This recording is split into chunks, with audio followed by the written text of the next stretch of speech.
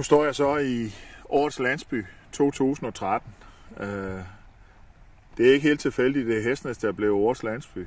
Det er nok en af de allermest oversete turistattraktioner, vi har. Karakteristiske huse, som er holdt i ren stil med en omkringliggende natur, som siger Spartå. Og hvis man kigger ud over vandet her, så er det faktisk sådan, at her der kommer en af verdens allerstørste havvindmølleparker, nemlig Kriegers Flak. Om det bliver Stubbekøbing eller måske Hesnæs, som skal være servicehavn for den her meget store havvindmøllepark, det ved jeg ikke. Men vi går målrettet efter, at en af de to steder skal kunne servicere den meget store havvindmøllepark. Og her taler vi altså om 70 arbejdspladser.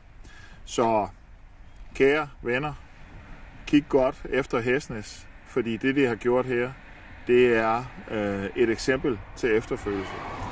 Uanset hvor man er, så kan det lade sig gøre.